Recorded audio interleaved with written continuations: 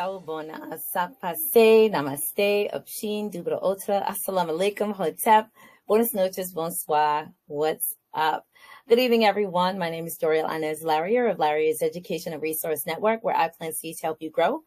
I am so excited to have this evening with me one of the, heroes of history and curators of the culture, none other than Brother Michael Imhotep.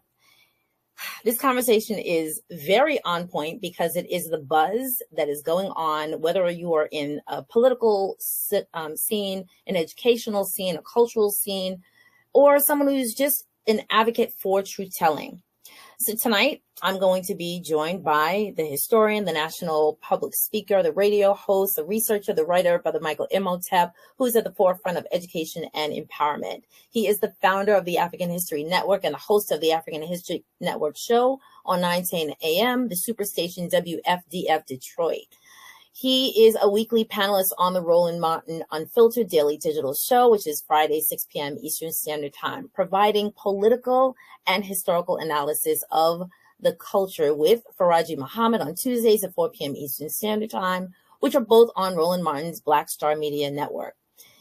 You can read his bio if you so choose. What I would more suggest that you do is to watch him, is to listen to him, is to get not only a sheet of paper and a notebook, but please get yourself a 3-ring binder because you're going to need it. This brother drops gems like people dig for diamonds, with ferociousness, with vitality, with excitement. And I'm very pleased to have him on my show this evening. We are going to be tackling the conversation of the day, which is what is happening with education? What's happening with curriculum? Who's writing it? Whose perspective?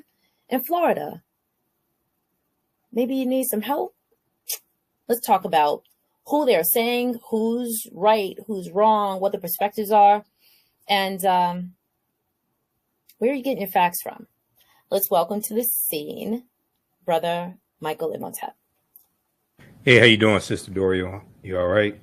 Greetings. We are good. We are in the place. Thank you so much to everyone who is here. I'm definitely going to call out my stream team. Of course, Mama is watching. I know you're watching, Mama.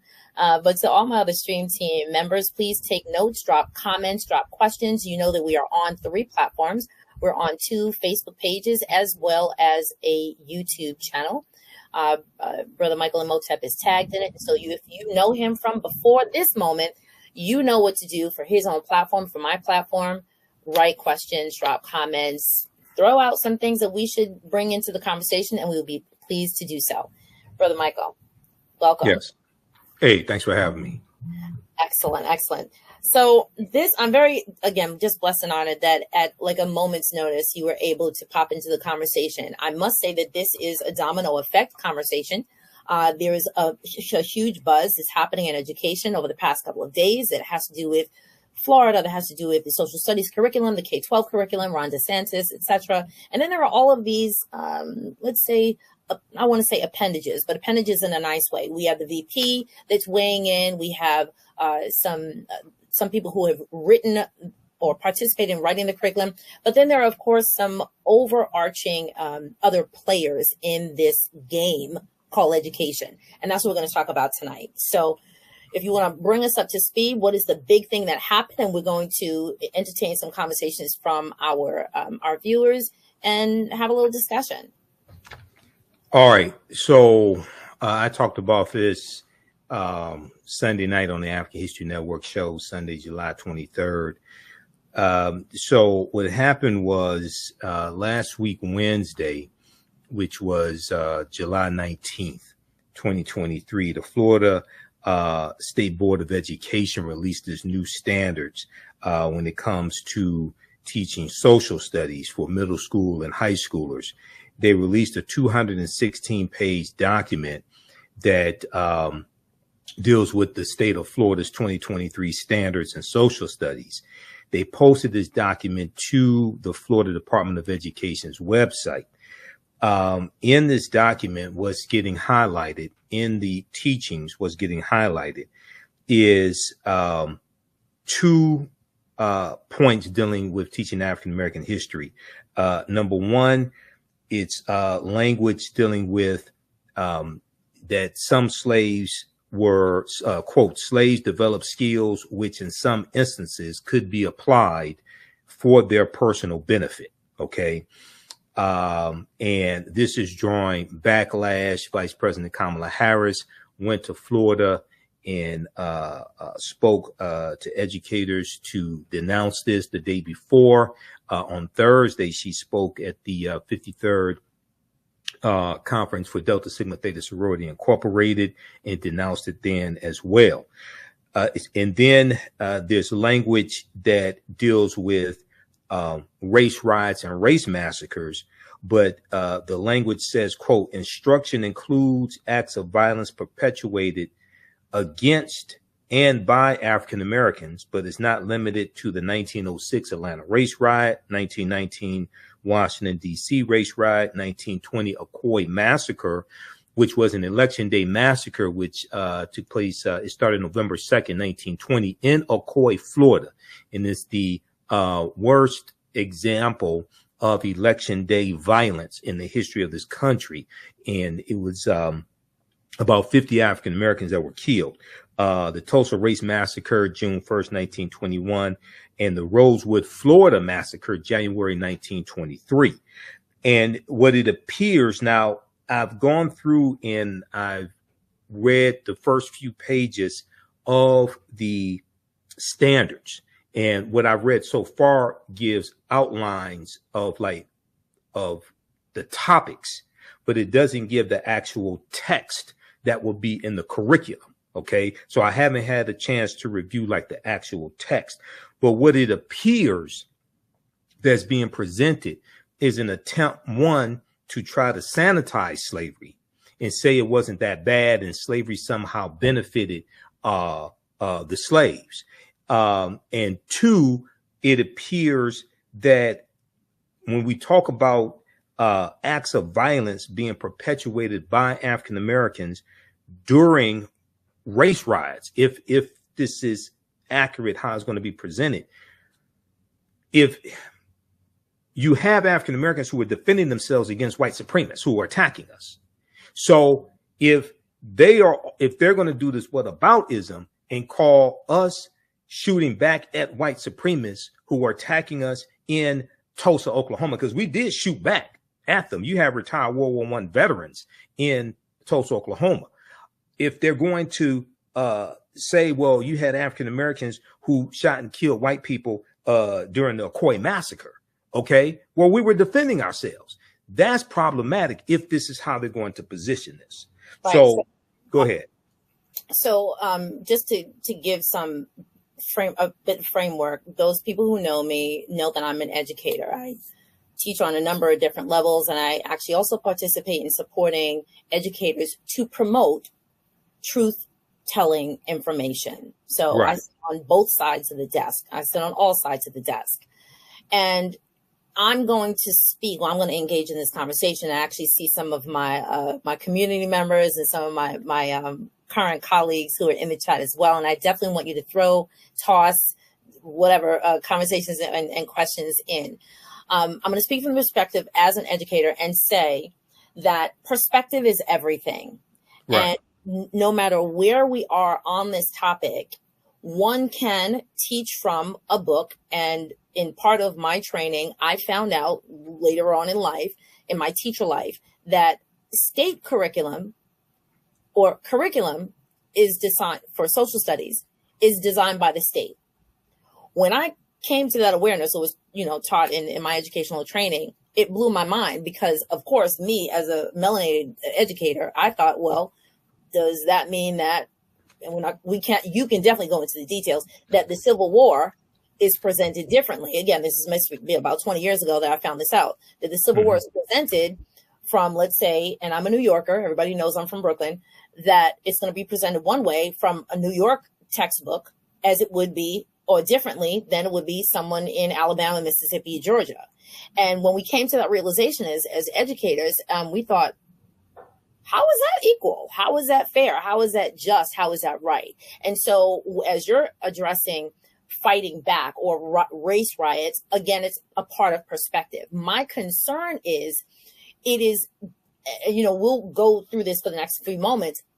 It is incumbent upon the educator to take that which you are given in your curriculum and do your due diligence, no matter if you're teaching. And in one part of my life, I teach on the elementary school level, and that is very poignant in this conversation because I teach fourth grade. And anybody who knows fourth grade curriculum across the country knows that fourth grade curriculum introduces the arrival, let's say, of Europeans and other people other than indigenous folks to this landmass that we now call America, from other countries, whether it be by migration or by being taken and through an enslavement process. And so if the first awareness of people of African ancestry coming to this landmass is from a perspective or from a lens of powerlessness, from a perspective of enslavement, from a perspective of you are going to be told what to do, then everything else is a domino effect. And so if that domino effect is, and this is what we're talking about this evening, if people are, it's one of the things, some people are benefiting for their own well-being and, let's say, marketability and entrepreneurship, however you want to phrase it, they brought a lot of these skills with them. And so you had a wonderful lecture this weekend, which is what really spurred me to asking you to come on, because you named about 20, 25, maybe 27 different skills and trades that Africans grew in. Further, like say finesse, I'll use the word finessed, made money for the people that they worked for and themselves. And then we also talked about how Dr. Greg Carr broke down some of the curriculum or some of the standards, and I'll drop that link into the chat for everyone to see. So I definitely want you to speak more about how the perspective of, again, I know you know this quote, the person who writes a curriculum is the person who wins. Do you know what I'm talking about? Yeah, history is written by the winners. Yeah. Okay, so a couple things. Number one, there were at least 262 skills, trades, and crafts that African people had in this country from 1619 to 1865. Okay, the book called "The Other Slaves, Mechanics, Artisans, and Craftsmen" by James Newton and Ronald Lewis, which came out in 1978, documents this. There's a display at the Charles H. Wright Museum of African American History here in Detroit in their main exhibit called "And Still We Rise." There's a big display that lists these skills, trades, and crafts. I saw it back in July 2012. There's a sign up there on the display that says you can't take pictures. I went home, got a pen and a pad, went back, spent an hour writing them down, and I numbered them. So that's how I know that 262. Okay. And they weren't even numbered on the display. I told the tour guides there how many there were. There are 262, and they're listed in alphabetical order. All right. So a lot of these skills we brought with us from Africa. Okay. We came from highly technical, highly sophisticated civilizations. We're coming from the Songhai Empire. We're coming from the city of Timbuktu, where you had the University of Sankore. We're coming from Janae. We're coming from West African civilizations. We're coming from the Ashanti Empire, etc. And we're bringing these skills with us. We were blacksmiths. We were physicians. We were lawyers. We were scholars. Many of us were literate. We were whether it's Arabic or other languages, but we're bringing these skills. We were agriculturalists, okay, as well. When you look at the teachings that the African Moors take into Europe when they go in 711 AD, led by Tariq ibn Ziyad, they're taking the teachings from the Nile Valley region of Africa into Europe. They're taking the periodic tables. They're taking chemistry. They're taking treaties on how to design surgical instruments. Okay. They're taking all this knowledge into Europe. This knowledge is going to bring Europe out of the dark ages. There's an article at history.com, which is the official website of the History Channel. There's an article which shows a correlation between Mansa Musa, emperor of the Mali Empire, becomes emperor of the Mali Empire in 1312 AD, and he was the richest man in history.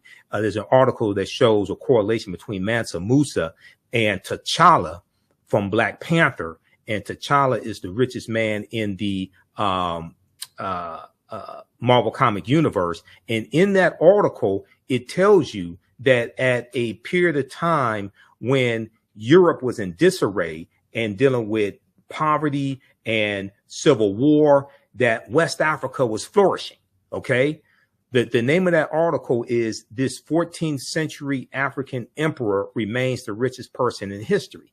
Okay. So this is what African people are taking into bringing to this land. Now, it's also important to understand, and I teach it, huh?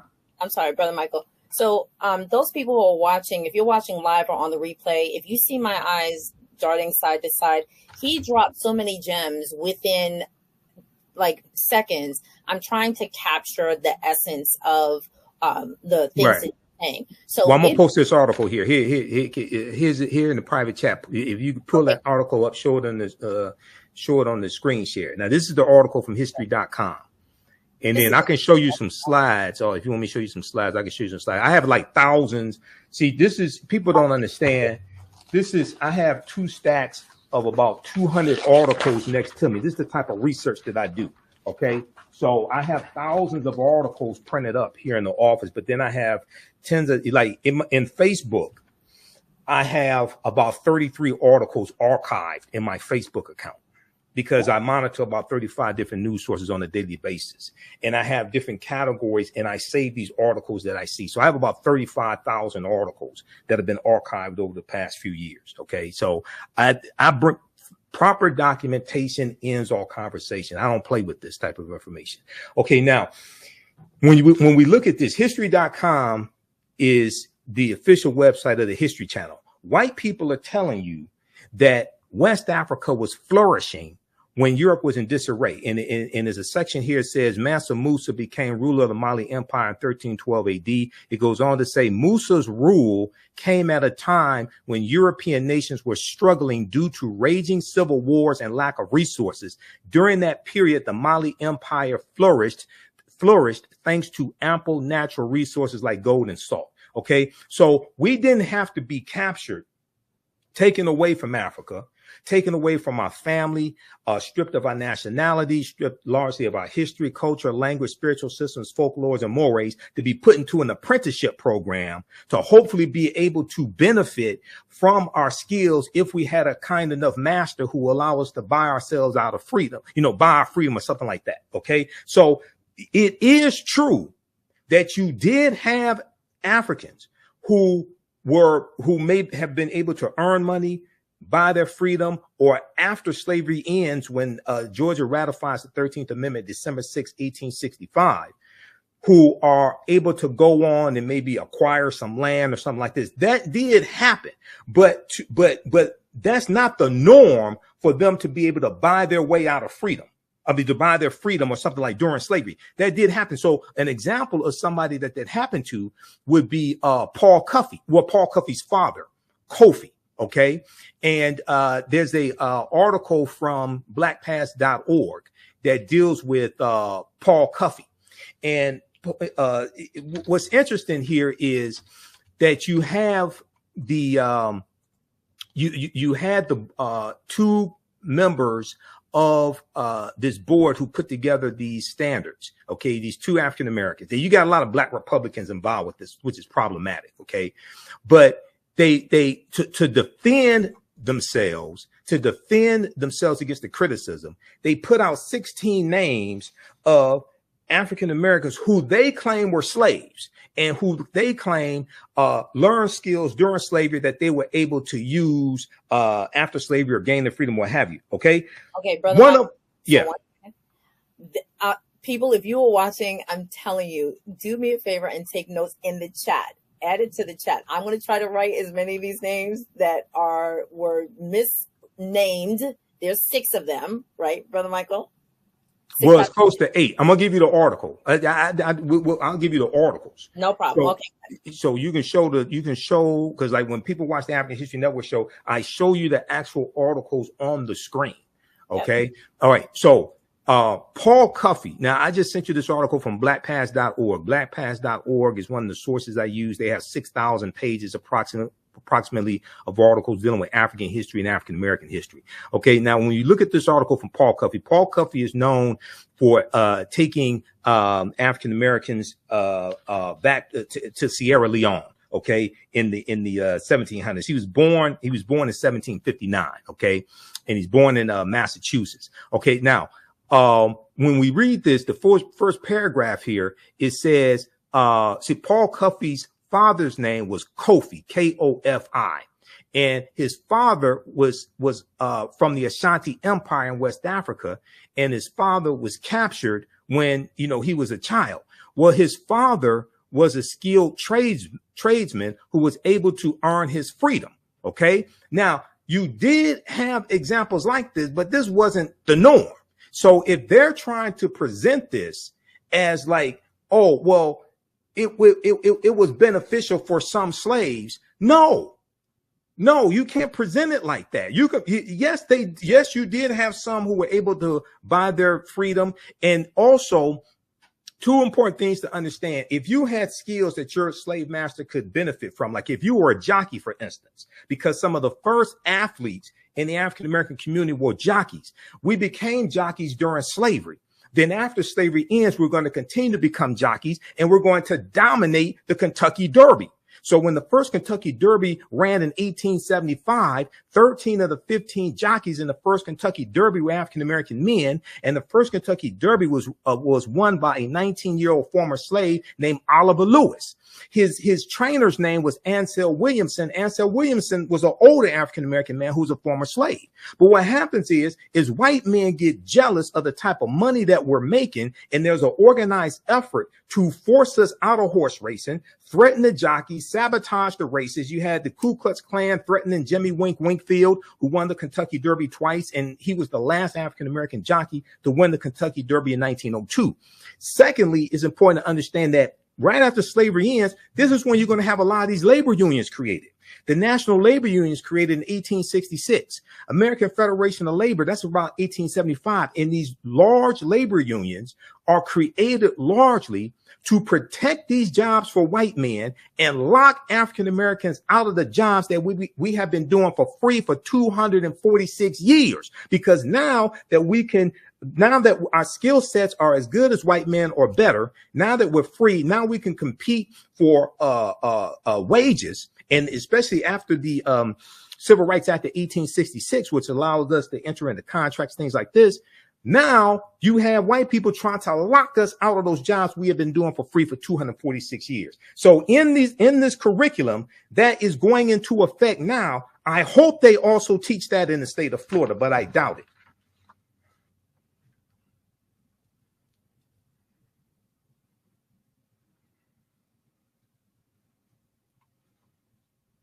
I don't hear anything. Sorry, I hear you now. I was trying to find the article on the Kentucky Derby, on the original. On the what? The men who originally dominated the Kentucky Derby. I'll send you an article on that because I've done an entire lecture dealing with that. So one of them, Smithsonian Institute, has one. Smithsonian Institute has a good one because I have articles from all different sources. This one here, let's see. Yeah, the Kentucky Derby's Forgotten Jockeys. Okay, that's a good article right there. I'll post it here. The Kentucky Derby's Forgotten Jockeys. But I have at my website, theafricanhistorynetwork.com, I have some of my lectures there in DVD format, digital download format. One of them deals with when black men dominated horse racing. And so to people who are new to Brother Michael Imhotep, I've actually followed him for, I want to say like maybe 6 years, maybe about six, 7 years. And, whether it's the Saturday conversations about the Moors on the Ma'afa, or if it's Sunday conversations. I watch things on replay because I think that you are more than a professor. The amount of information, the amount of research, the amount of just codifying information and cross-checking and referencing, I think it's absolutely amazing. And so, thanks. More than welcome. And so I'm delighted to introduce him to my community and also just try to like cross-pollinate, if you will, as not just educators, but as parents, as community members, as, you know, church goers or mosque attenders, whoever is within faith. It is so crucial, especially not just because of what we're talking about this weekend, because this is just the pot, the top of the pot sort of boiling over. And although it is right in the face of people who are in Florida, again, I'm in New York, I'm always paying attention to when these conversations come up about revisionist curriculum or curriculum revision. Whenever I am in conversations or an earshot of hearing the regents, right, the New York State regents, and like, you know, who's on that committee? Mm-hmm. Where are you from? Now, you know, and I have to shout out to Dr. Adelaide Sanford, who is one of the champions of making sure that our voices was heard and was expressed within the New York State curriculum, particularly surrounding social studies and culture and community. We need more of those Adelaide Sanfords. We need more. Right. And so I'm always, let's put this one. Yes, Dr. Allison Parker, he is a research genius. Actually, Allison, this brother, listen, if we had this brother at PD's, Dr. Allison Parker is one of my colleagues that I taught alongside of her. Oh. If we had this brother at PD's, we would have turned the schools upside down. Right. Speaking of which, I'm actually going to bring up, so thank you for this is the link. So listen, y'all, thanks, Allison. Yep. Thank you. Dr. Allison she's a researcher as well. I'm just so proud. Yeah, thanks, Dr. Allison. Yep. Great people. So I'm going to bring up a name, and the name is Tiffany Adichie. Tiffany Adichie. Are you familiar with her? Name sounds familiar. What does she do? So her branded name is the Budgetnista. Okay, that sounds familiar. Okay, so I know you're going to look her up. So she is, she's come into her own. Like she did a 180. Let's just say she did a 180. She started out as a public school, as a preschool. Let's be clear, preschool teacher. And her claim to fame is that she was determined she entered the field intentionally as a preschool teacher. And there are a lot of misnomers about preschool educators and, you know, how, quote unquote, they may not necessarily have to know enough. And, you know, you just have to people just think you just have to like tie shoes and learn how to say that the letter A correctly. But parenthetically, some people still don't say the letter A correctly, but we'll leave that alone because that can be regional. All right. Past that, so she there was some downturn in the economy, and I think she just kind of fell on hard times with her job. Somehow that's part of this story. What she wound up doing is, even though her focus, Allison, I know you're paying attention, is that she wanted to make sure that her 4-year-olds, before they left her, knew how to read. Now, from early childhood educator, if children come into kindergarten, first grade, and Allison and I, we both taught in the lower early childhood division for a period of time, and then we taught in 4th grade. If we know clearly within 5 minutes of a child walking in a K1 classroom, if they had strong early childhood education. Right. We literally 5 minutes we could tell. While she was doing her work, and then she had to sort of get sidetracked and do something else, she wound up saying, well, if I can't work in this particular area, I'm going to teach the parents how to not only teach their children if she could not be the teacher at that time, but she also taught them financial education. Now, those people who know the Budgetnista, just type in Budgetnista. She has wound up making from, let's say $38,000 or $40,000. She wound up paying off college debt, paying off like loans, bought a house, bought a couple of houses, and then created this entire wealth of information just on the fact that she had just that she had the financial aptitude to bring people information that they needed. And she focused on women. Now, why am I bringing this up? Because the focus was, it does not matter. Actually, she was spoken of in class with Carr, right? Dr. Bear Clark, and Karen Hunter's show this past weekend. And so I'm bringing her up because they focused on educators, no matter what level you are coming in on, your participation, your preparation, and your posturing to the students that you have in front of and the parents who love them is so vital. And so even if you think, oh, well, I don't have to know all of these details and these names and what have you, because I don't teach middle school, high school, post-secondary education. We have people who were, and if you're from Brooklyn, then you know the East, right? You know the East, and these, and like the Ocean Hill, Brownsville war that occurred with education and communities taking over the educational system in order to make sure that the curriculum that was taught was not taught from a perspective of a slanted lens.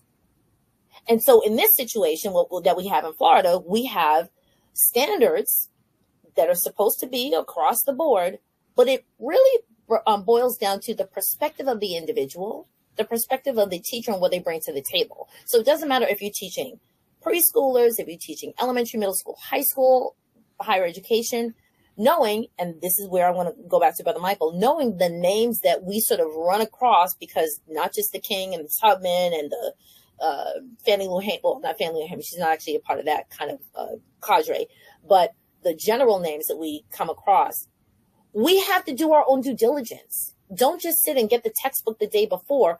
Know something about why these people are put into the framework and what the other stories are about it. So yes, history.com, Smithsonian, Black Past, if you want to use that as part of your research, just do more, do better. We have to do better, because if these children are taking care of us, they got to take care of us with some truth so that they don't run up against a brick wall and then come up getting smacked in the face. Brother Michael, please tell us some of these names that were misnamed in this, cadre of history. Okay, so a couple of things here. So number one, when we talk about African people being taught that we were first brought here shackled in chains and et cetera. Okay, even though the transatlantic slave trade did happen, African people were in this country for tens of thousands of years before the transatlantic slave trade happened. People should check out the book, The First Americans Were Africans, Documented Evidence, by one of my friends, Dr. David Imhotep. And then his second book, The First Americans Were Africans, revised and expanded, because there's evidence of an African presence dating back at least 51,700 years ago. You look at the discovery that Dr. Albert Goodyear made in 2004 in Allendale County, South Carolina. They discovered 13 different types of evidence documenting an African presence, and they found that dates back at least 51,700 years ago. They found artifacts, architecture, carvings, campsites, Egyptian writings, footprints in lava, genetic M174D haploid groups dealing with DNA and genetics, linguistics, paintings, skulls, skeletons, structures, and tools. Okay. They found 13 different types of evidence documenting this.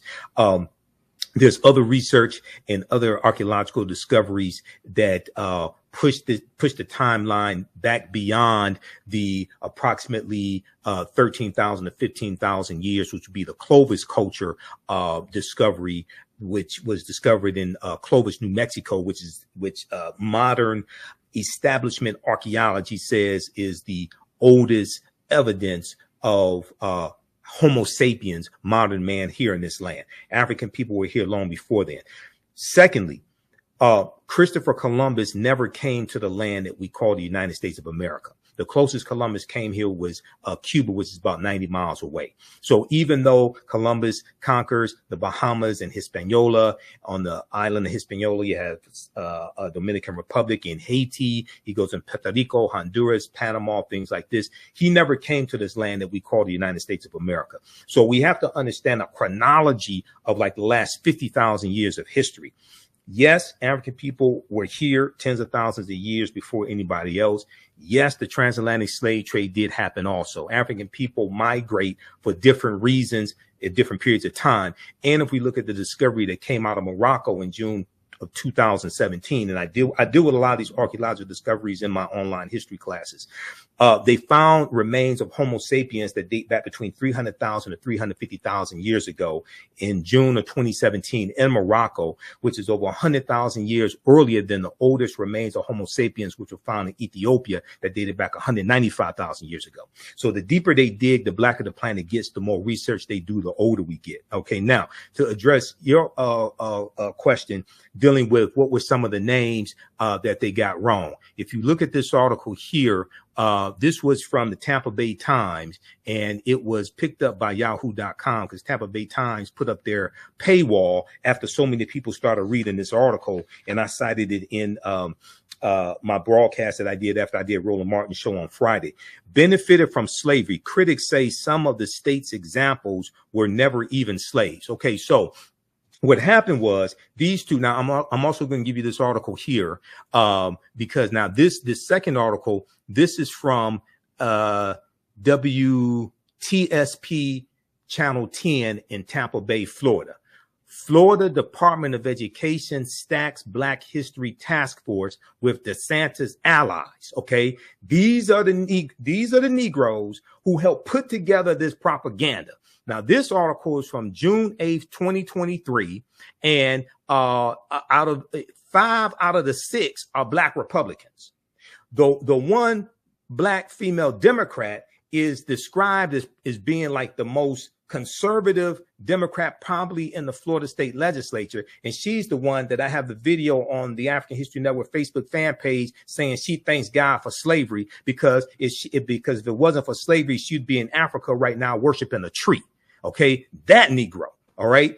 And so, her name is State Representative. This is State Representative Kimberly Daniels. State Representative Kimberly Daniels. So this article goes through and explains the 6 Black Ron DeSantis allies that were put on this advisory board that put together this curriculum. Okay, now if we look here at the at this article, what happened was because of the backlash that they were getting, they put out 16 names, and the 2 African Americans who have PhDs. I don't know what the PhDs are in.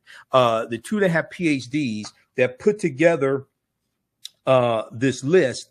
You have Dr. Frances Presley Rice, who's an African-American female. You have her, and you have, I'll get you the other name. It was Dr. Frances Presley Rice and Dr. William Allen. Okay, these 2. All right. Now, what they did was they put out a list of 16 African-Americans who they claimed were slaves, and they claimed gained skills during slavery that they were able to use to their benefit. Okay, and those 16 names you have let's see, you have Ned Cobb, Henry Blair, and let's see, is it in this article here? I want to show you the 16 names. Try to type as quickly as possible. No, hold on. I'll show you the article. You can do a screen share, right? Yes, I can. Okay, yeah, it's faster to do a screen share. We don't have to type all this. Because I do screen shares on my show. I don't have time. I do 52 words a minute, but I don't have time to type all this stuff. This article right here that I just sent you from NBCnews.com. This list of 16 names. Okay, new Florida standards teach that Black people benefited from slavery because it taught useful skills. This is from July 20th, 2023, NBCnews.com. Okay, now if you go down to second page, you go to the paragraph starts with new standards, and you can just Control F and you can search for keywords and the new standards, and then it says the intent of this particular benchmark clarification is to show that some slaves developed highly specialized trades from which they benefited. Okay, do you see that? This is factual, well documented. Now this was a statement that was put out, a spokesperson from the Florida Department of Education on Thursday, July 20th, provided a response to NBC News questions through a statement from Dr. William Allen and Dr. Frances Presley Rice, who are members of Florida's African American History Standards Work Group. The new standards were defended in the statement as, quote, comprehensive and rigorous instruction on African American history.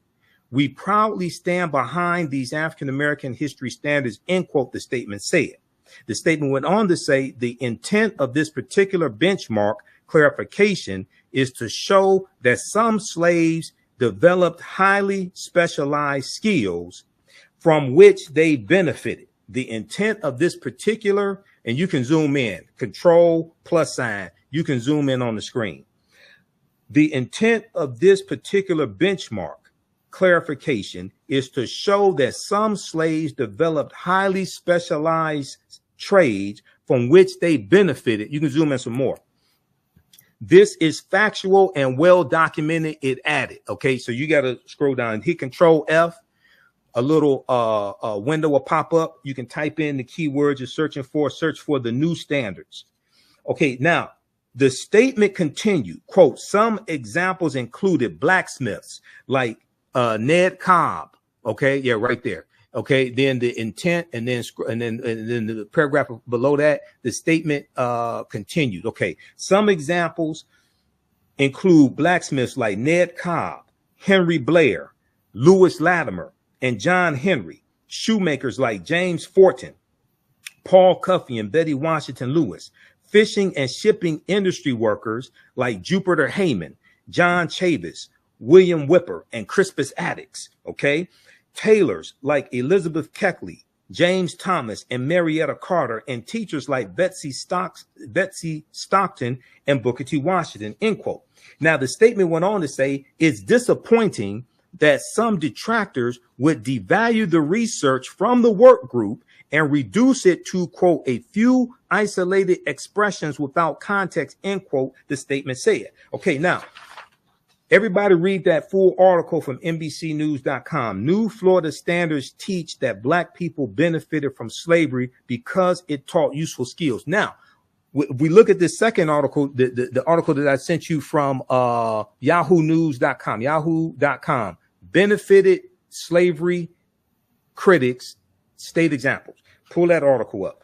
So what happened was, I'm in class. Yes, sir. So what happened was, you had critics who were providing evidence saying, wait a second, almost half of the names that these two PhDs presented as people, as African people who were enslaved, who gained skilled trades during slavery and used them to the benefit, almost half of those people were never slaves. Okay, so if we look at page 2 of the article, it says several, but other sources offer conflicting descriptions of the 16 historic figures, and critics came forward quickly to attack the department's claims. Several argued that nearly half of the figures highlighted by the state of Florida from their education department were never enslaved.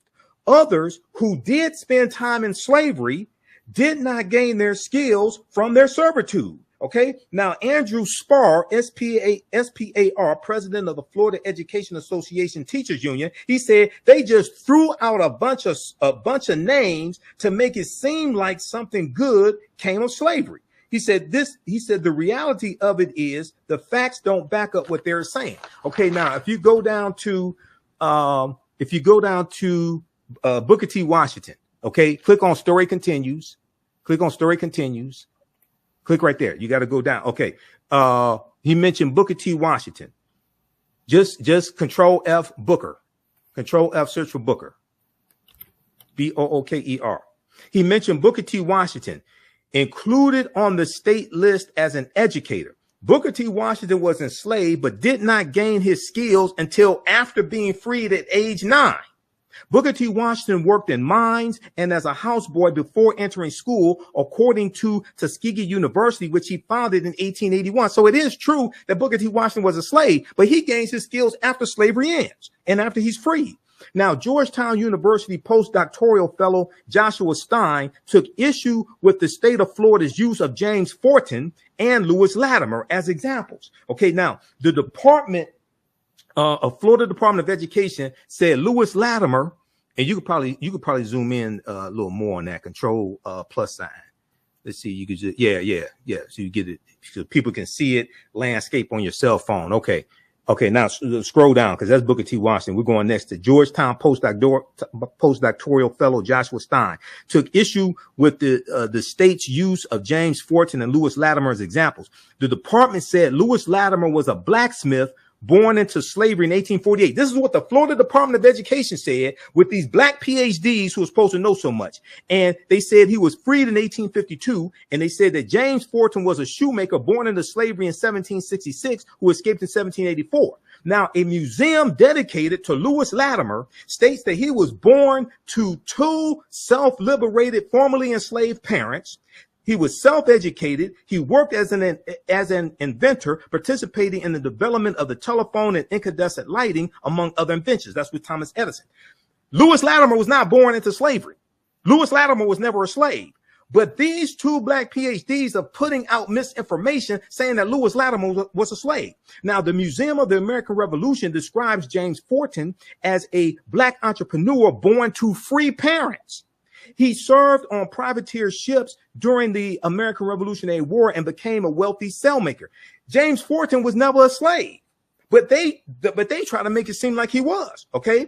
Now, not only were they not slaves, Joshua Stein wrote on Twitter, he said their provided professions were also incorrect. He said, so you're wrong on both halves. Now, the Florida Department of Education listed Henry Blair as a slave who became a blacksmith and an inventor.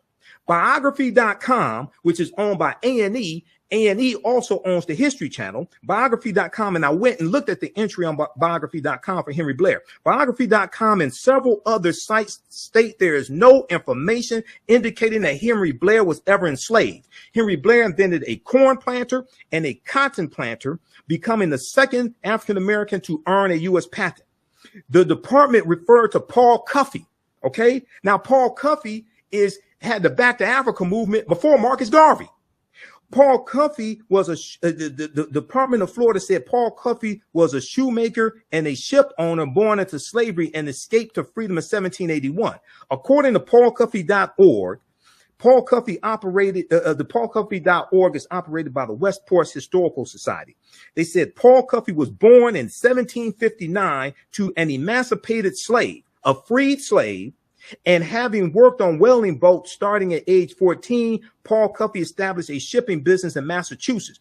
Paul Cuffey was never a slave.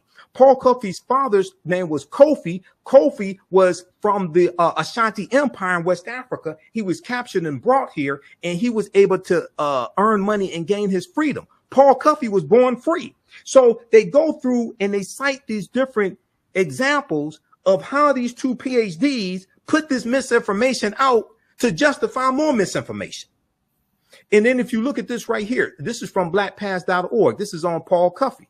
Okay, right here. I can't remember if I gave you this one. Hold on. I can't remember if I gave you this one here, but we'll give you it again. Pull this up on Paul Cuffey. Okay. It's important for everybody to see this. There were examples of African Americans who gained skills or who already had skills when they were brought here, who were able to gain freedom, able to make some money, save some money. They had a master who was nice enough to let them buy their own freedom. Okay. But that's not the norm. That's not the majority of them. All right. So we have to be able to separate fact from fiction and call these people out on these lies. Now, once again, I haven't read through the full 216 page social studies standards. What I've read so far, they do have at least the outline of topics that they're going to cover. There are truthful topics. Northwest Ordinance of 1787, which abolishes slavery in the northwestern area, Ohio, Michigan, things like this. They have a correct explanation so far, the 3/5 Compromise of 1787, because it didn't say that African people were 3/5 of a human being. That's a misunderstanding. That dealt with how do you count the enslaved population for taxation and apportionment. Okay. Here, I sent you the link. For Paul Cuffey. You got it? Do you see it? This is it. Yeah, no, you're in Google. I sent you the actual link to the article on blackpast.org. Right. So this is the link at the top, blackpast.org, African American history. This is it. No, I mean, you can pull up the actual article. I sent you the link to the article. Do you? I thought I was looking at it. It says Black Past on the top of mine. Yeah, but that's a Google search or a Yahoo search. Okay, that's what I put in.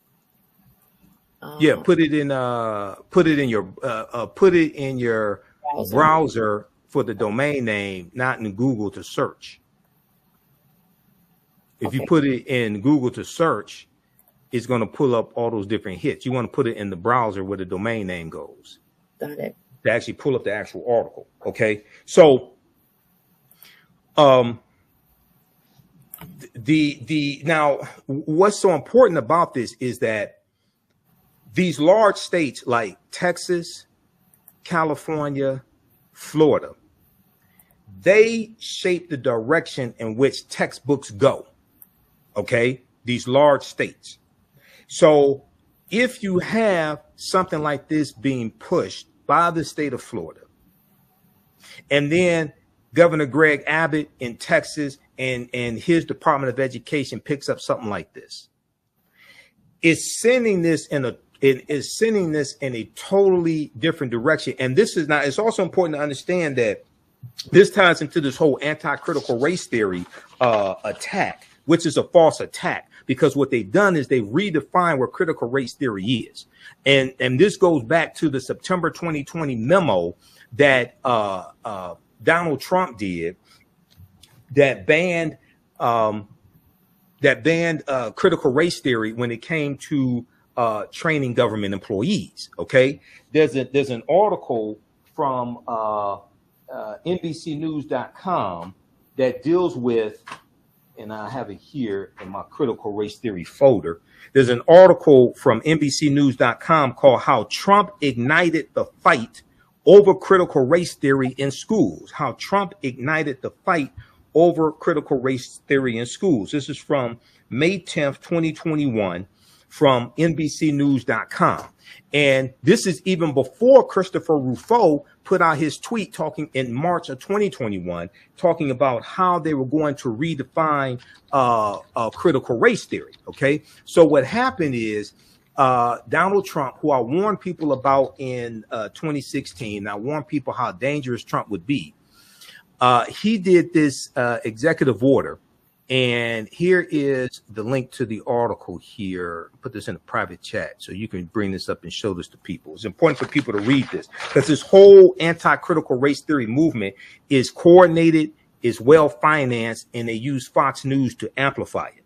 Okay.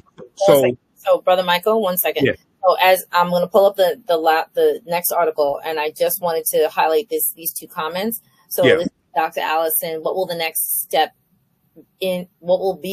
in Florida, in the Florida school system? Do the standards have to be approved by a higher institution? And then that's a question. And then a comment is the teachers tend to take the curriculum and just present it as factual without doing any due diligence. And as true educators, we are to do our due diligence and not just take what is presented, because as we see from this conversation here, this lesson, this is a new classes in session. Take notes, folks, that all the information presented is not necessarily factual according to truth. And thank you to Dr. Iya Ajwa. I believe I'm saying it correctly. Developing skills is not the same as being paid for those skills. Thank you so much for that. All right, let me Okay, so for my understanding, these which article was that I read this in? Washington Post has an article from July 22nd, 2023. DeSantis doubles down on claim that some blacks benefited from slavery. I'll send you this link. DeSantis said he wasn't involved in writing the new teaching materials, which took effect this week. Okay, from my understanding, these new standards have already taken effect. Okay, I'm going to pull it up. This is how Trump ignited the fight. Yeah, how Trump ignited the fight over critical race theory in schools. Okay, now there's the proposed policies.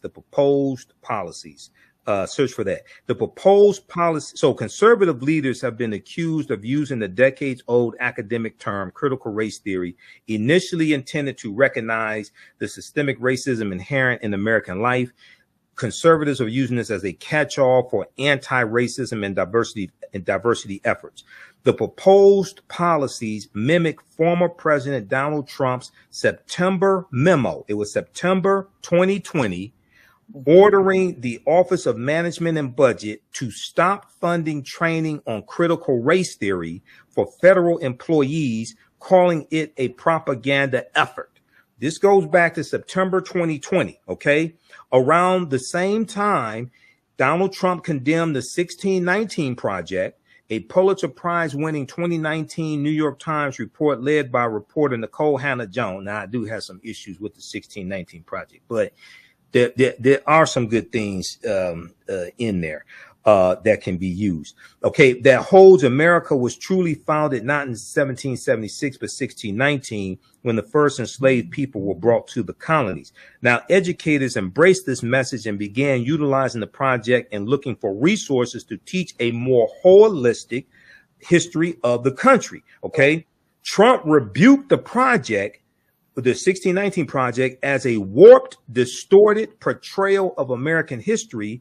Both the memo, the executive order in 2020, September 2020, and this attack on the 1619 Project sparked the commission of the 1776 report that Donald Trump commissioned, meant to combat the contents of the 1619 Project. Okay, so then you have the countrywide uprisings in the wake of George Floyd's death, only fueled this matter, etc. Now, what happened was in March of 2021, you had Christopher Rufo, this conservative Christopher Rufo, who put out this tweet, and he talked about how they were going to redefine what critical race theory is.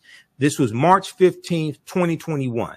And what he said was the goal is to have the public read something crazy in the newspaper and immediately think critical race theory. We have decodified the term and will recodify it to annex the entire range of cultural constructions that are unpopular with Americans. So what they wanted to do is take this term critical race theory that most people don't even know what the hell it is.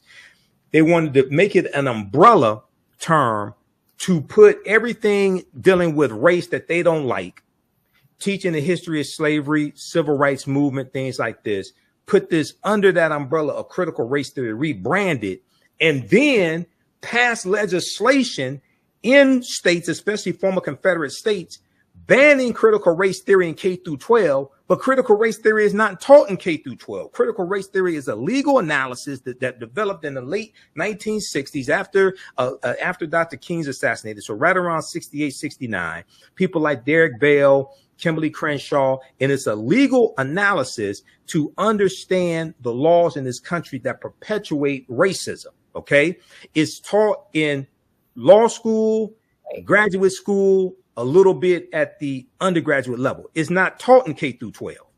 These conservatives have lied, redefined what critical race theory is, said it's taught in K through 12, can't prove where it's being taught in K through 12, then pass laws to ban what's not even being taught in K through 12. This is the hustle that they're running. Okay, and they've hoodwinked some Negroes to be part of this hustle, like Senator Tim Scott, who's running for president, who blocked the George Floyd Justice and Policing Act, and then is bragging how he refunded the police. He's the one who blocked the George Floyd Justice and Policing Act in the Senate, the black guy. Yeah, go ahead. Right. So I want to pull up this quote. Thanks, Dr. Allison. And I know there are a lot of other people actually who are watching because I'm looking at YouTube and I'm also looking at Facebook. So Allison, were you broadcasting on Facebook? Somebody was asking. Oh, it's on my personal page, Doriel Larrier, and then on Learn to Grow, letter U, Learn to Grow You, my business page. I need to share that because people were asking about where is it on Facebook. Facebook, okay. Yeah. What's your Facebook page? Personal page is Doriel Larrier. So Doriel Larrier. Okay, that's not the one with the middle name, is it? Yes. That's the one. Okay, because I looked. I don't see you on Facebook. I looked on your personal Facebook because we're Facebook friends. The same page that we're friends on, right? Yep. Yeah, I looked on that one. It's not broadcasting on that one. Okay, hold on. I'll get it. So anyway, so the media has a role, which is to control the thinking of the masses, not expecting someone like Mr. Imhotep to fact check them. I definitely want to just focus on this for a moment because Go ahead. we're not all asked to be as erudite. I'm going to use the phrase erudite as Brother Michael. No one's asking people to do that. But what we are asking as educators, as families, as communities, not just to, and again, like Allison and I, there are other teachers who are paying attention. We're not the be all and end all, right? Education may start, it actually starts in the home. Everyone can agree on that. It starts in the home. It continues in the classroom.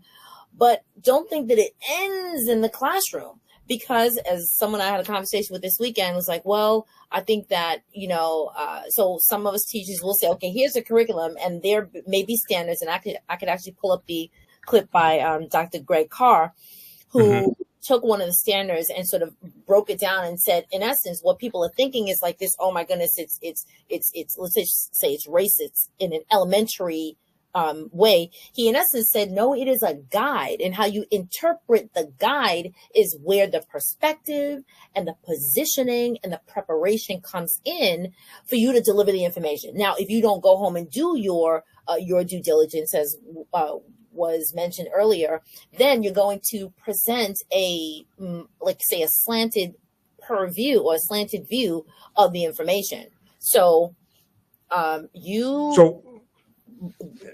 ahead. Right. I'm going to try to grab this part of the video from Dr. Greg Carr. So somebody told Dr. Greg Carr that something was racist?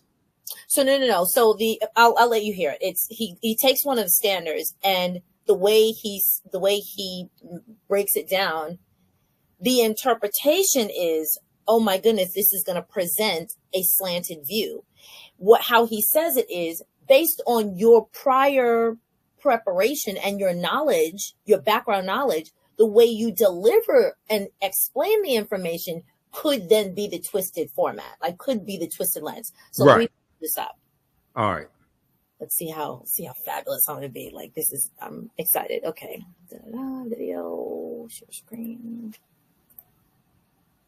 Here we go. I'll play about 3 minutes. Just, Michael, please tell me that you see it and hear it. Can you see it? I see it. Okay, I'm going to play about 2 minutes of it.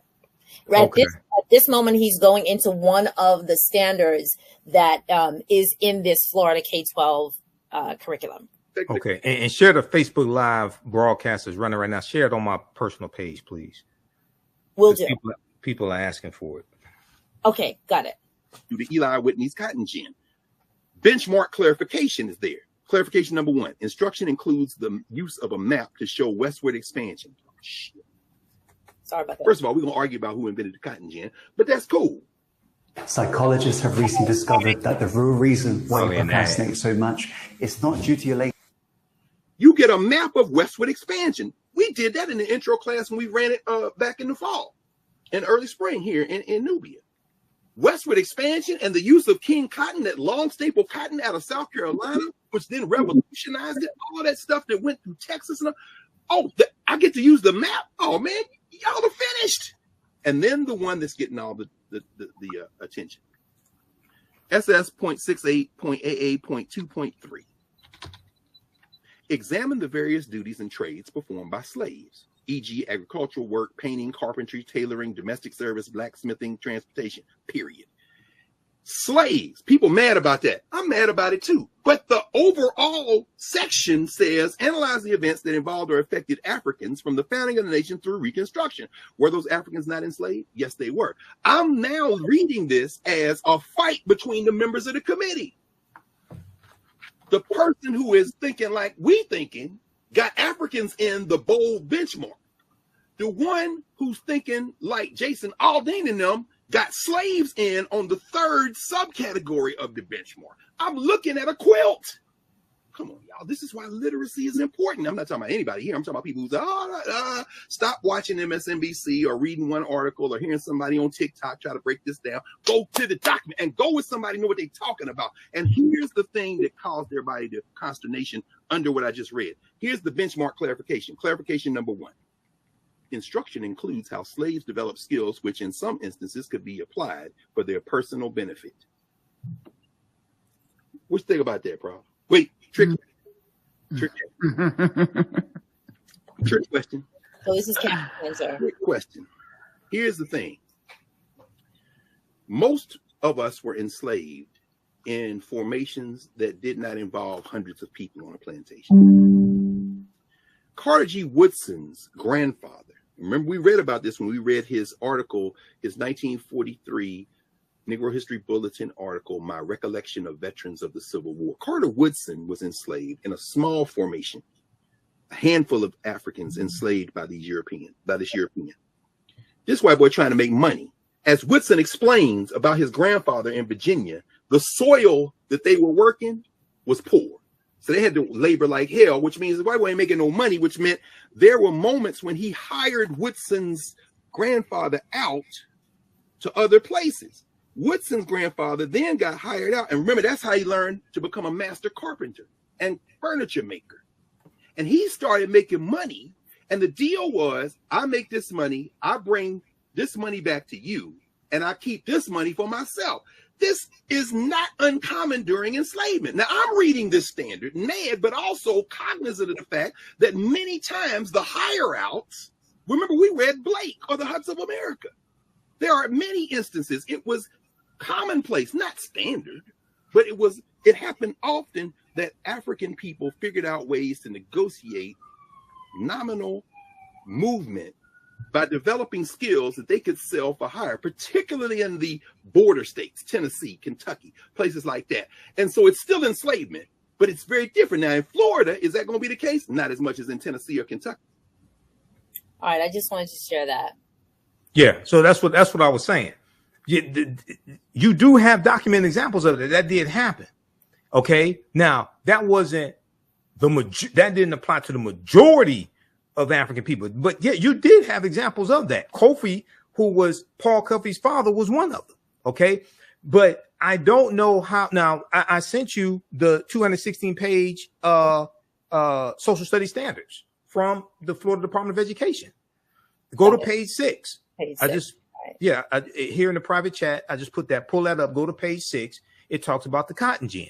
Okay, now how I haven't seen how they are actually going to present this in the text, in the textbooks, in the actual teaching, how they are going to present the different skills, how the African Americans used it to benefit themselves. Okay, but if the examples that they gave of black people who they claim were slaves, who were never slaves, if that's any indication, it's not going to work too well. But we have to see. I don't know. Okay, but what Dr. Greg Carr said is correct. I said the same thing on Roland Martin Unfiltered. You do have documented examples. Now, if they try to present this as a way to sanitize slavery or make it seem like, well, slavery wasn't that bad because it helped benefit African Americans. Wait a second. We were skilled before we were brought to this country. We were skilled. We had skills in Africa that benefited Europe. Not only that, when you go study the sculptures, like the Benin sculptures, the artwork that Europeans are also going to steal as well. Some they're going to buy during slavery or trade for during slavery. Others are just going to steal outright and put into their museums and charge admission to see them. We used our craft. We used our skills to make that artwork. So we didn't have to be captured, taken away from our homeland, stripped of our history and culture, language, spiritual systems, folklores, mores, beaten, raped, things like this. We didn't have to go through that to be put into an apprenticeship program to hopefully benefit from skills that Europeans taught us. No. Right. So do you see the document? Yeah, I see it. Go to page 6. I am on page 6. Okay, page 6, ss.68.aa.2.2. It's under dealing with cotton gin. Got it. Explain the effect, and you can probably zoom. You can zoom in, Control Plus. You can zoom in on that some more. Yeah. Explain why the effect of the cotton industry on the expansion of slavery due to Eli Whitney's cotton gin. Right. Okay. So he talked about that right before that. Okay. Explain early congressional actions regarding the institution of slavery, Northwest Ordinance of 1787. Three-fifths compromise. That's three-fifths compromise is Article 1, Section 2, Clause 3 of the U.S. Constitution. One of the most misunderstood portions of the U.S. Constitution, because it didn't say we were three-fifths of a human being. I've heard attorneys mistake that. No, that's dealing with for the purpose of taxation and apportionment. How do you count the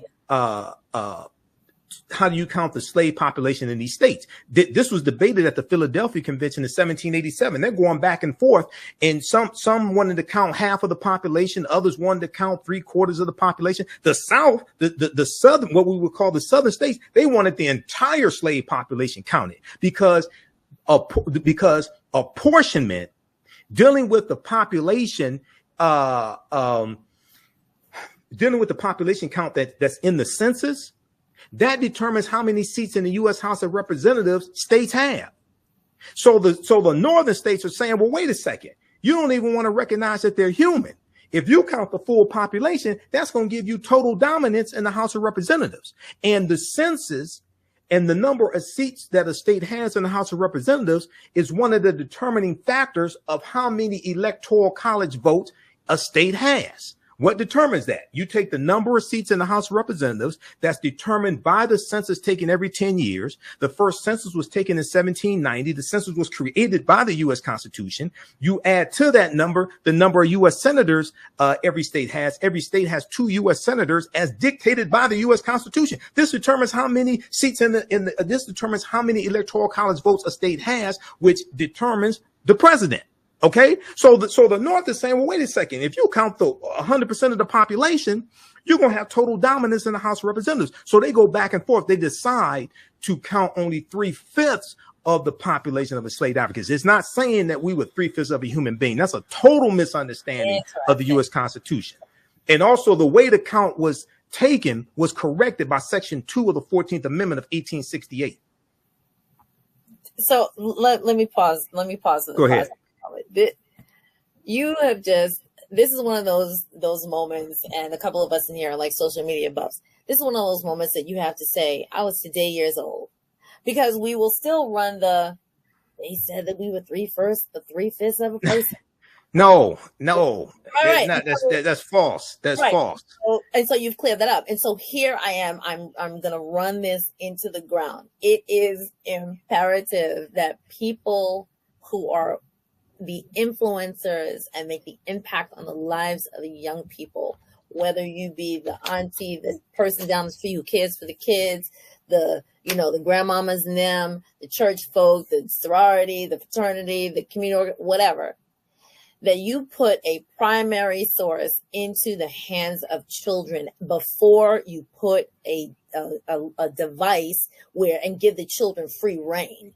So we have all of these young people who are growing up who, if you put on something that is educational in the slightest, and I'm going to pull up something that's very old and only a couple of people understand what this is, that they're like, oh my goodness, that's so boring. Yet you ask them a question that's in regular life. I want to say regular life, like when they get into social circles where they have to have conversations, where they have their first job or their first experiences and things like this, whether it be social welfare, human condition, global issues, or politics, come up, and they're asked for their position and they don't have a framework. They don't have a background.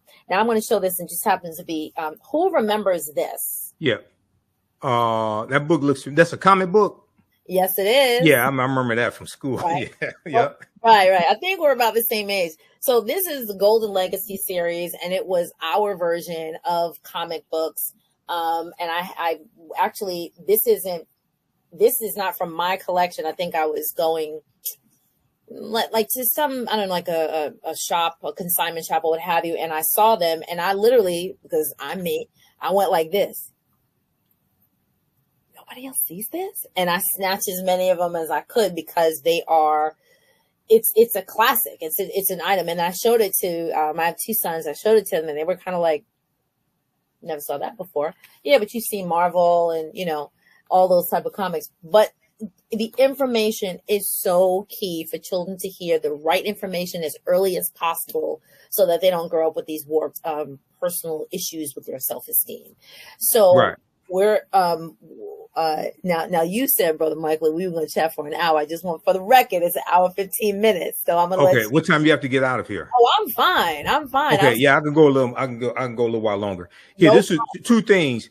What page? I know you say you tagged me on Facebook. I don't see the tag for this broadcast on Facebook. It's at Learn to Grow You. So I tagged you on my personal page. So I'll go to Grow You. Yeah, but I don't see the tag. I don't see a tag from you at all, and because it's broadcasting right now on Learn to Grow You on Facebook. Yes, sir. So I should be able to just go there and see it. Learn to Grow You. Correct. Let's see.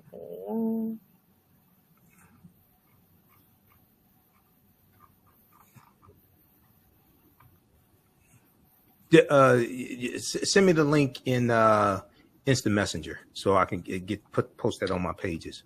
You got it. Okay. Now, also on that same page where you have the standards up. Okay. Now there's a section right after 3/5 compromise. It says Act prohibiting importation of slaves of 1808. Okay. Everybody see that?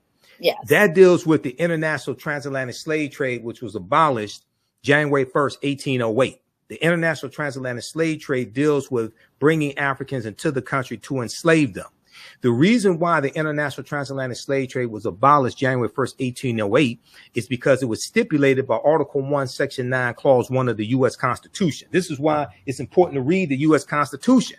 I hear people talk about the Constitution, but they don't read it. I hear people talking about reparations, but they're not making legal arguments for reparations. Article 1, Section 9, Clause 1 of the U.S. Constitution helps to lay a legal foundation for reparations. The reason why is because at the Philadelphia Convention, all the colonies agreed to abolish slavery except South Carolina, because 5 states had already abolished slavery. Well, 5 colonies had already abolished slavery prior to 1787. They either abolished it fully or abolished it partially, dealing with bringing Africans into the country. So they put a 20-year clause in the U.S. Constitution, and they stated that the earliest that the transatlantic slave trade could be abolished, the international transatlantic slave trade could be abolished, would be 1808. That's in Article 1, Section 9, Clause 1 of the U.S. Constitution. So March 1807, I think it was March 7th, 1807, the U.S. Congress passes the law to abolish it.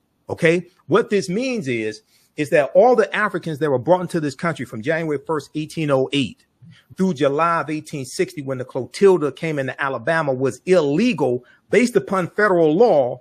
And their U.S. court cases to back up this legal argument. One of the strongest court cases is the 1841 United States versus the Amistad U.S. Supreme Court case, which involves Joseph Q. and the Amistad, which was a ship that was captured from Sierra Leone. OK, those Africans were captured from Sierra Leone.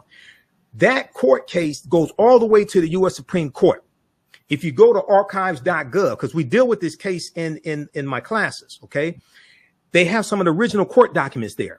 The U.S. Supreme Court ruled that, number one, when those Africans were captured, it violated international treaties, number one. Number two, they ruled that it was illegal for that ship, the Amistad, to come into U.S. waters because the international transatlantic slave trade had been abolished. Okay, in January 1st, 1808.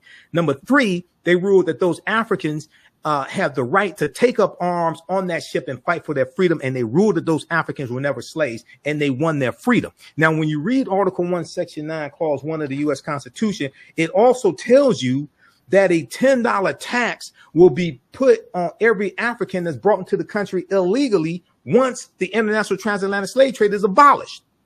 Okay, so that gives you the foundation of a legal argument for reparations. The second legal argument would be, and even stronger one would be, the Black Freedmen Indian Treaties of 1866, because Article 6 of the U.S. Constitution tells you that the U.S. Constitution, all of the treaties and all the subsequent treaties are the supreme law of the land. And those Africans who were slaves of the Choctaw, Chickasaw, Creek, Cherokee, and Seminole Indians got some type of restitution. They got land, they got membership in those Native American nations, etc. All right. So I hear people say things like, oh, well, our ancestors worked for 246 years for free.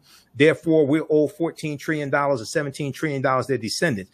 I asked them a very simple question. I've been studying history 31 years. I still haven't found the answer to this question. Show me what law you're citing that says slaves were supposed to be paid. Because I still haven't found it. It's not in the U.S. Constitution. I checked.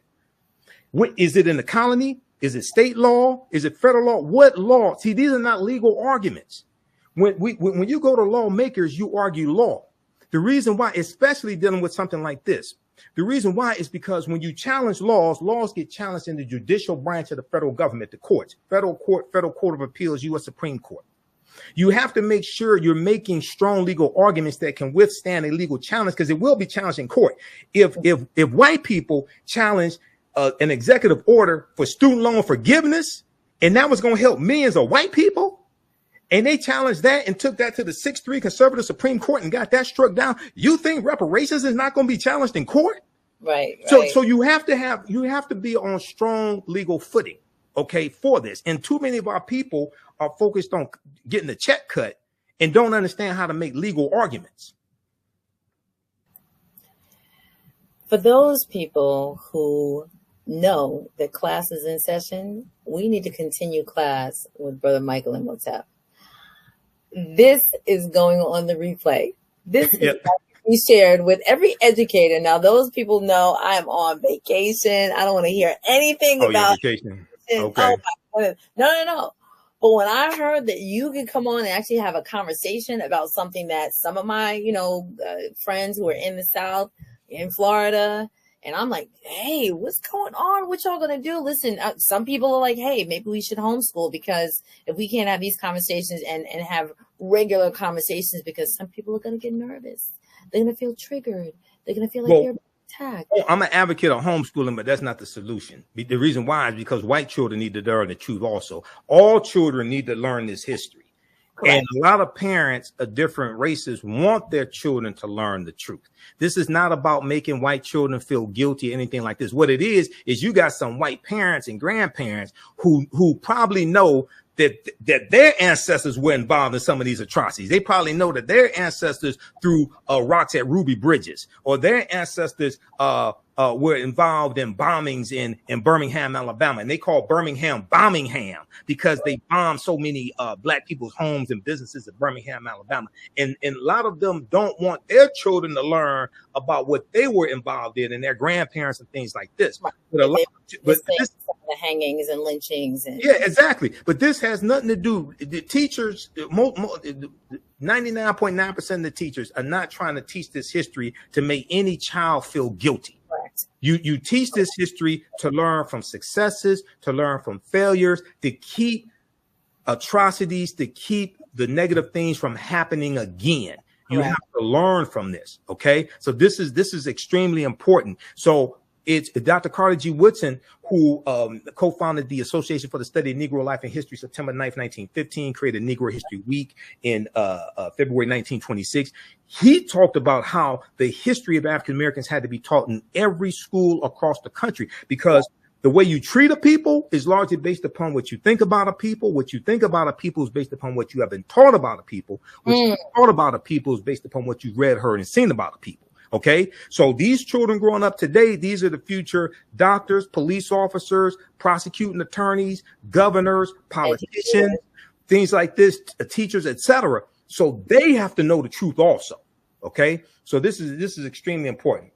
But if you want to wrap up this last article, let people know about that. Now, this one right here, this is from theroot.com. This is Dr. Paul Finkelman.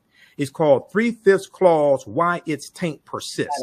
Okay. Now, this deals with the whole history of the 3/5 Compromise, the whole backstory at the Philadelphia Convention, and why people misunderstand it. And I interviewed Dr. Paul Finkelman, who's the author of about 50 books dealing with history, and he's a history professor. I don't remember which college he's at now. I interviewed him on the African History Network show a few years ago. But this article goes deep into that history and breaks all that history down. It's a total misunderstanding of the 3/5 Compromise of 1787.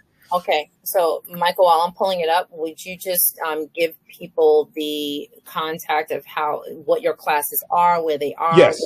Okay, so visit my website, theafricanhistorynetwork.com, theafricanhistorynetwork.com, or you can just go to africanhistorynetwork.com. So I own both domains. Okay, everybody, please register for my 12-week online history course. We teach this live on Saturdays, 12 noon to 4 p.m. Eastern Standard Time. You don't have to be in the class live. Let me repeat, you don't have to be in the class live. We do the sessions live. All the sessions are archived and recorded. You can go back and watch it anytime. So a year from now, 2 years from now, you can go watch the entire course. Ancient Kemet, one of the original names for Egypt, the Moors, and the Ma'afa, understanding the transatlantic slave trade, what they didn't teach you in school. The Ma'afa is a key Swahili term which refers to our Holocaust, the Great Disaster. We deal with thousands of years of history and what leads up to the transatlantic slave trade taking place, and we go through and analyze the transatlantic slave trade. I do a PowerPoint presentation. It consists of over 200 slides. We go through and look at about 80 to 100 articles. There are about 7 books that we reference in the class.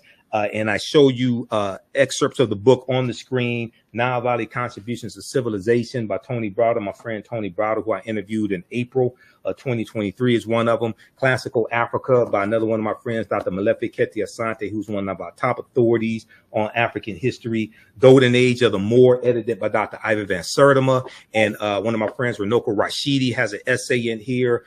Dr. Jose Pimenta Bay, who's one of the baddest scholars on the history of the Moors, has an essay in this book. We use this one right here. Also is a good reference, How White Folks Got So Rich. How White Folks Got So Rich, The Untold Story of American White Supremacy. And there's some other books that we use as well, like The First Americans Were Africans, Documented Evidence by Dr. David Imhotep. Okay, so we have book references, articles, video clips, all of that in the class.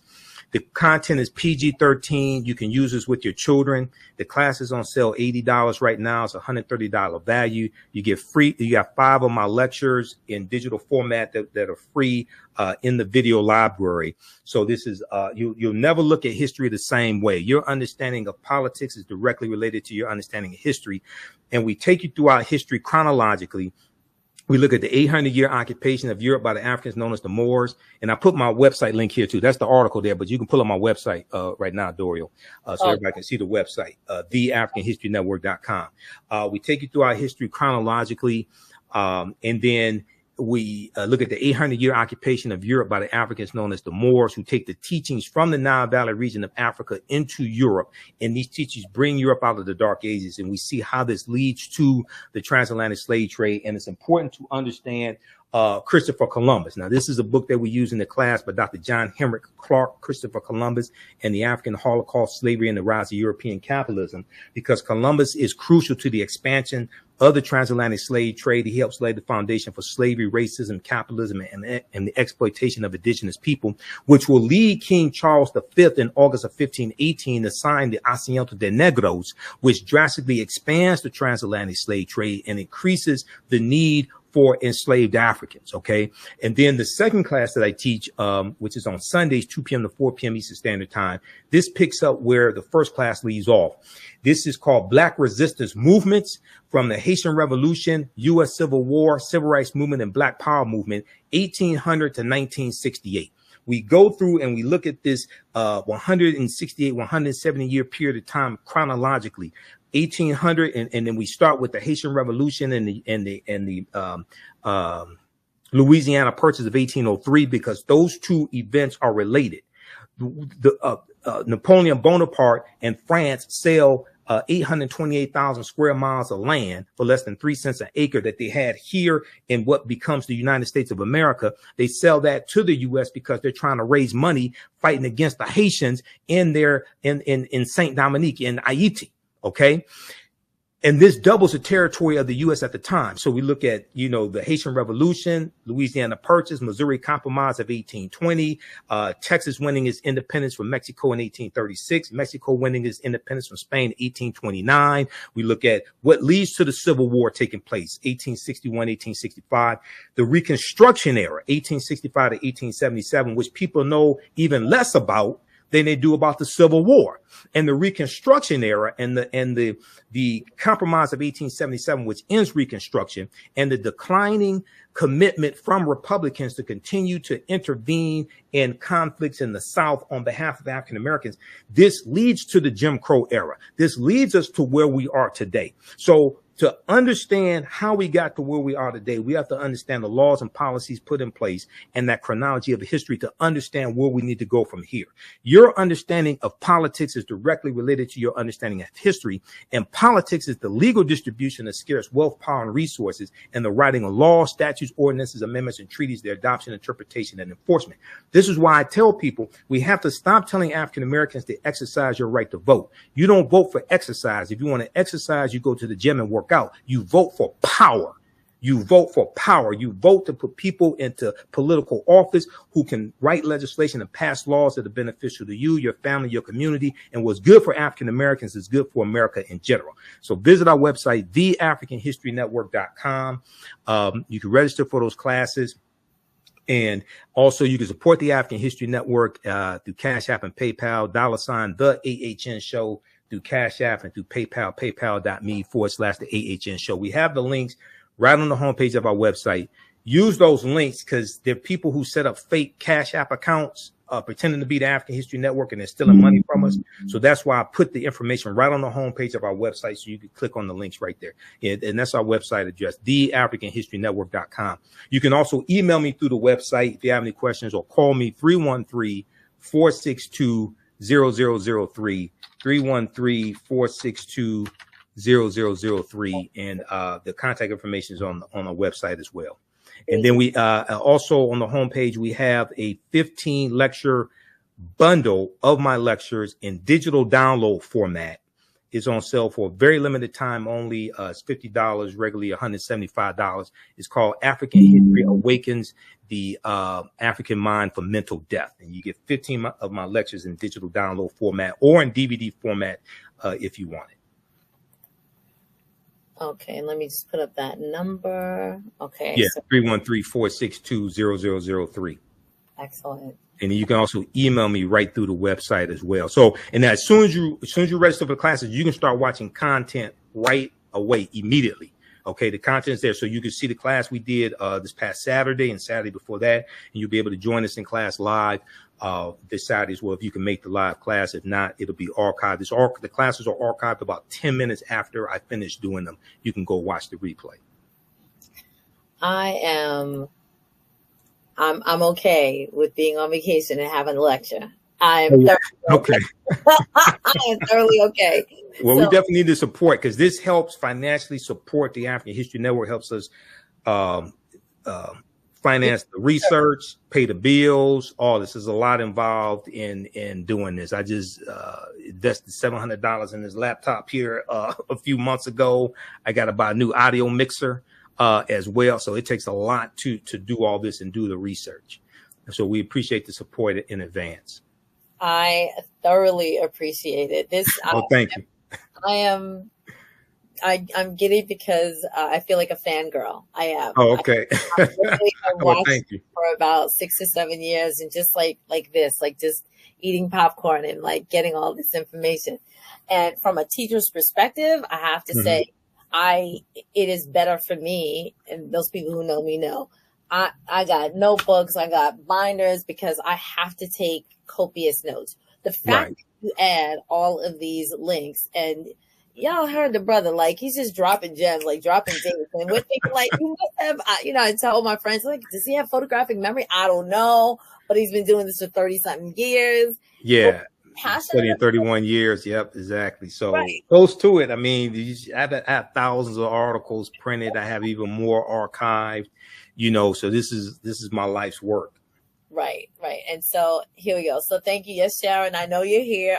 This is like my friend, and she's a fan as well. Thanks for making Okay, Sharon. Hey, Sharon, how you doing? And Dr. Lisa Parker as well. Thanks for tuning in. And Deborah Burton. Yes. Yep. So I'm so excited. I'm really blessed. I'm honored. Again, I feel like I've met I've met just someone that, again, I honor so much. So I respect you. Oh, yeah, no problem. Thank you. Thoroughly. I respect you thoroughly. Thank you for saying yeah. So I will have to say, I have to end with this. Yeah, go ahead. Because I've watched you for so long and I've just been, sitting in the back, I'm like, oh my gosh, this guy is amazing. And he knows all this information. And literally, I just stepped out of my comfort zone a couple of days ago. And I said to people, and I said on a little behind the scenes before we had this conversation, I said, the worst thing that the brother can do is say no. Oh, yeah. The worst thing they can do is say no, or say, well, right. You're not. Yeah, you asked me and I said yes. I saw you interviewed one of my teachers, Professor Jane Small. So yeah. I said, okay. I've seen a few of your broadcasts, a few minutes of your previous broadcast, but I saw you had Professor Jane Small on. So I said, okay. Oh.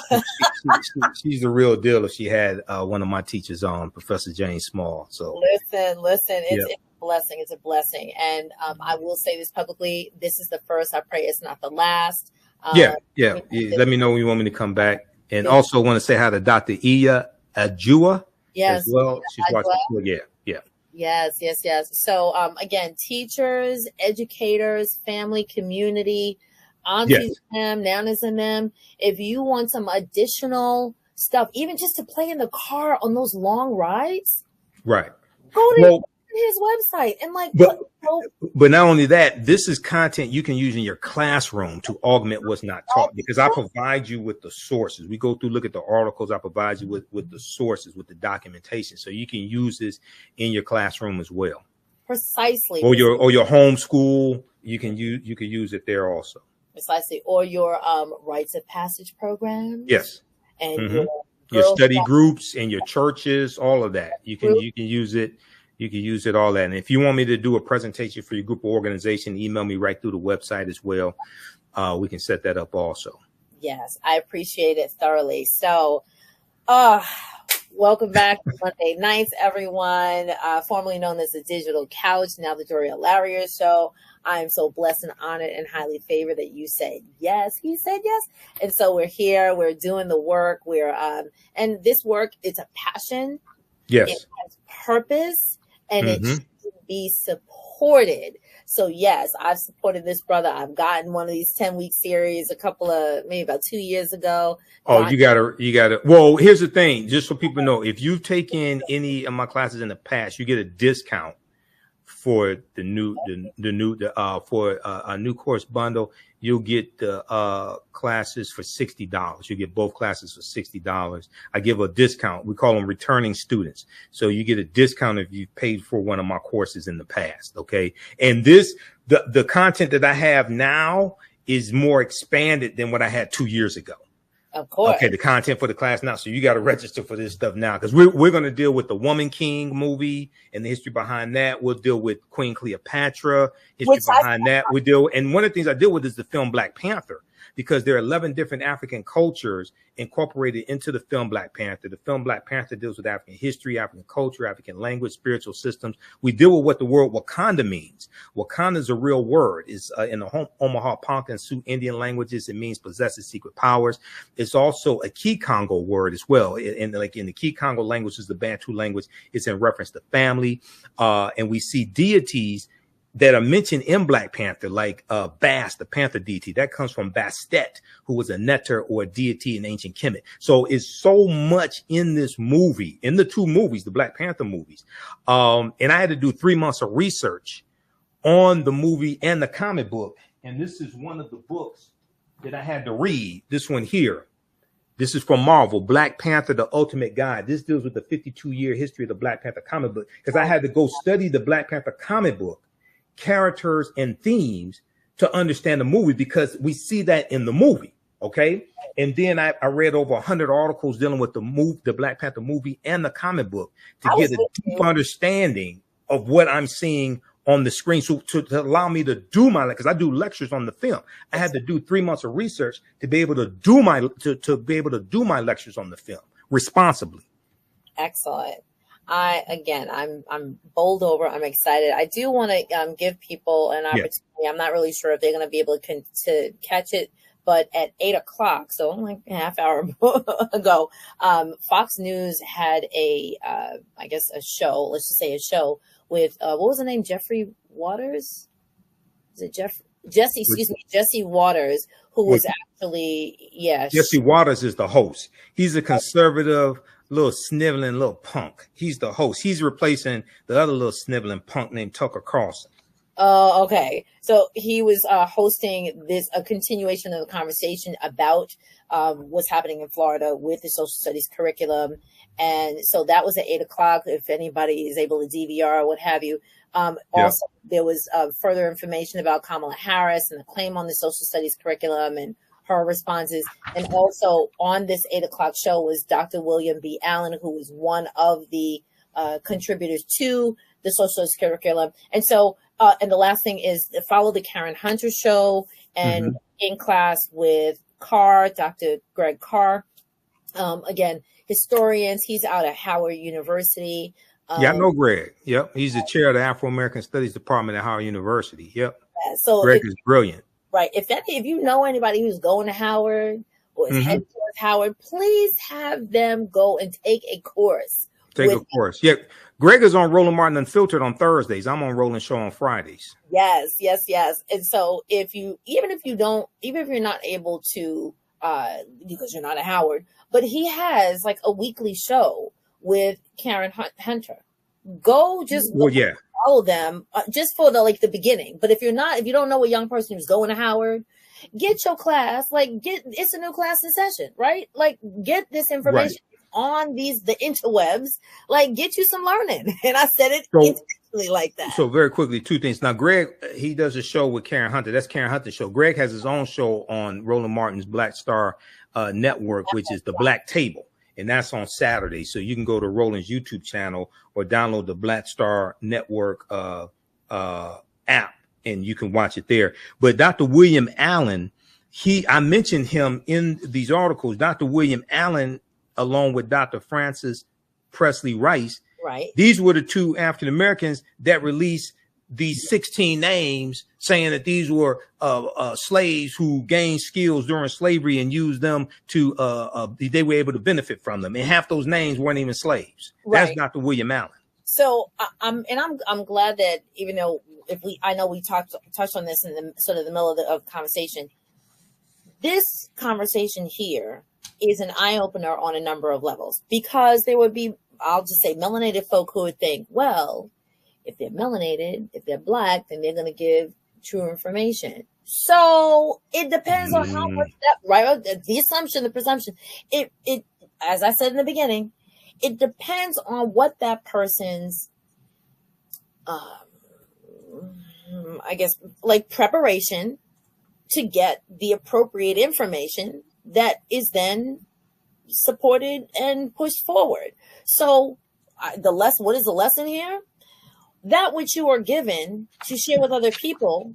What did Allison say earlier? Do your due diligence. Due diligence. It depends upon that conscious level. I gotta take this back. Go look at the article that I posted here in the chat. And I don't know if you pulled this up on the screen. Florida Department of Education stacks Black History Task Force with DeSantis allies. It outlines 6 new people. This is from June 8th, 2023. It outlines 6 new people that were put on this committee that devised these standards. 5 of the 6 are Black Republicans. There we go. Okay, WTSP, correct? Yeah. And the one Black Democrat, she's the one saying she thanks God for slavery, because if she was still in Africa, she would be worshiping the tree. Yeah, that was. See, these are brain damaged Negroes. Nothing is more destructive than a certified Negro that's still under warranty. This is what we're dealing with. Ooh. This is what we're dealing with. Bantu Stephen Biko said the most potent weapon in the hands of the oppressor is the mind of the oppressed. Bantu Stephen Biko was one of our great South African freedom fighters, and he was depicted by Denzel Washington in the 1987 movie Cry Freedom. He said the most potent weapon in the hands of the oppressor is the mind of the oppressed. So we have to take our minds back, but we also have to identify these traitors and isolate these traitors and keep them out of positions of power as well. Okay, here we go. No, Florida's task force. Okay, this is it, correct? Yeah, that's the article. Scroll to the top so people can see the title. Yes, sir. Keep going up to, right there. That's the title. And then just click on that X to close out. Yeah. Florida Department of Education stacks Black History Task Force with DeSantis allies. This is the power that a governor has. Now I was warning people in 2018 when Andrew Gillum, the black mayor of Tallahassee, Florida, was running against Ron DeSantis, and some black people in Florida were saying they weren't voting for Andrew Gillum because he didn't have a black agenda. And I said, Ron DeSantis has a black agenda. He has an anti-black agenda. And an anti-black agenda is worse than, quote unquote, not having a black agenda. But a black agenda is not what politicians give us. A black agenda is what we give politicians based upon understanding history, economics, law, and politics. Okay? We have to be able to understand how to perceive these threats. So so your understanding of politics is directly related to your understanding of history.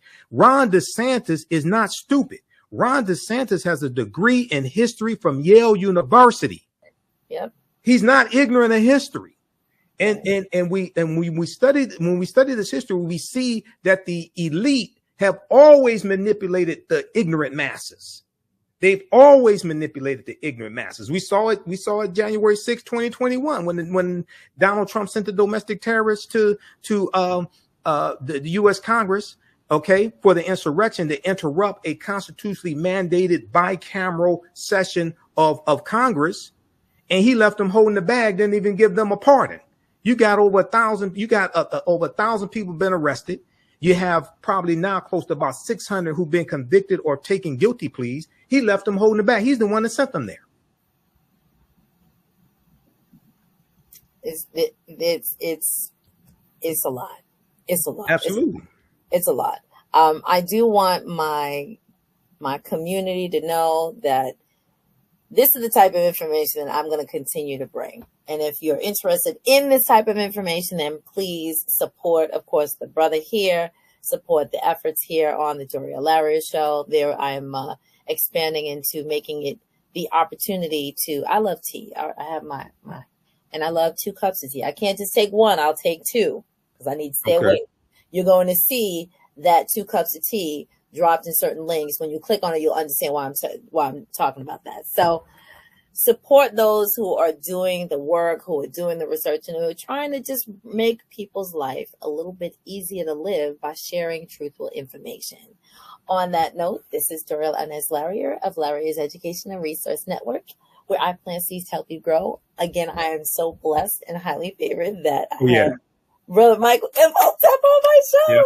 And then on my website at the top, there's information for my radio show, Sundays, 9 p.m. to 11 p.m. Eastern Standard Time, the African History Network show on 9:10 a.m. Superstation WFDF here in Detroit. But we broadcast on Facebook and YouTube at the same time. And those shows are archived as well. So visit my website, theafricanhistorynetwork.com. The information is there. All right. Thanks, Doriel. Thanks, people. All thanks, everybody. Hold on one moment. But we will be right with